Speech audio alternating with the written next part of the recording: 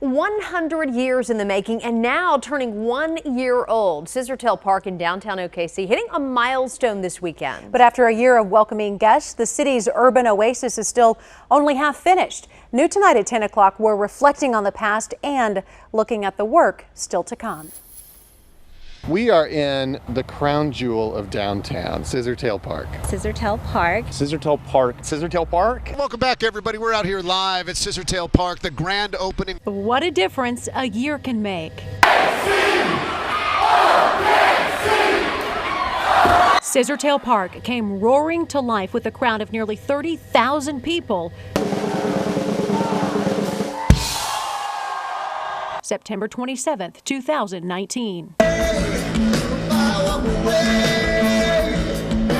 Feelings of anticipation then. The park with heart.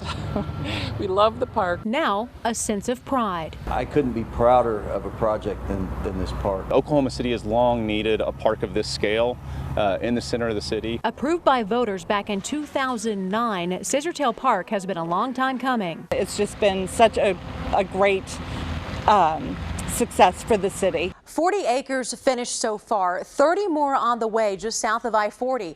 Two parts of one park designed to give all kinds of people a place to gather, connected by the Skydance Bridge. About 6 months of that year we have spent in a pandemic that we obviously didn't anticipate. COVID-19 came sweeping into Oklahoma in March. The city and state is shutting down schools and businesses. It's been truly fortunate that this has been available for people to use as a refuge, as an oasis, as a beautiful urban green space that is very safe to be here.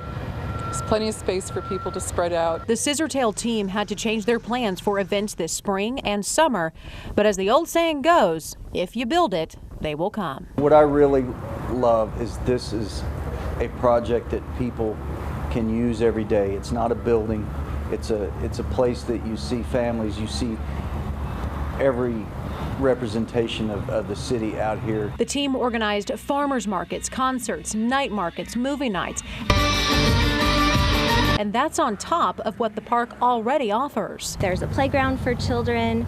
We have a splash pad that's open during the summer and spring months. Plus an outdoor roller skating rink, a boathouse with kayaks, paddle boats, a canoe, a dog park, and the very thing that has painted downtown OKC green. We planted over close to 1,000 trees here at the park. Nearly 1,000 trees planted so far, with more on the way as soon as construction crews start work on the lower half this fall. You could kind of describe it as a wildscape, you know, someplace where you can get out in nature, be surrounded by wildflowers and groves of trees. The park is no small feat. It works. I'd say it works just like we thought it would. It started with the community voting to approve the penny sales tax for MAPS 3. Then several teams of people worked for a decade to bring Scissortail to life. So much of our focus obviously has been on the pandemic and its effects here in the last 6 months, and so we kind of have lost sight of maybe some of the other things that we were talking about as a community, things like opening this convention center, things like opening the Omni. But work has continued on the convention center and the Omni, both sitting directly across the street to the east of Scissortail. To the west, one lone business, also celebrating its 1 year mark. The concept was to have a nice big open area for people to get together and be social. A concept pretty similar to that of the park, but it seems like the owners of Social Capital were just really good at foreshadowing. We're glad to have already been here and been a part of the neighborhood from the beginning. A beginning that has been a century in the making. Generations of Oklahoma City families waiting for something like this. And there's plans that go back all the way back to like 1909, 1910, that were saying like what Oklahoma City really needs is a park in the middle of the city. And it was never really built. So as work continues around the upper park, crews gear up to break ground on the lower park, and memories keep being made, even during a pandemic. Over the next several years, the park is just going to continue to grow and develop. I think this year has just been a taste of what's to come.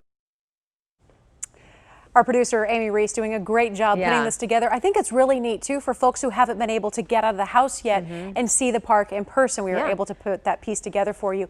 Work is expected to start on the lower half of the park in November. Yeah, it's just really a phenomenal place. I love it. And as for this weekend's one-year celebration, the park is holding a free concert. It's a free John Fulbright concert. Guests can also enjoy the free boat rides, food trucks will be there, bar service, and games. Hoping the weather will be nice, Damon.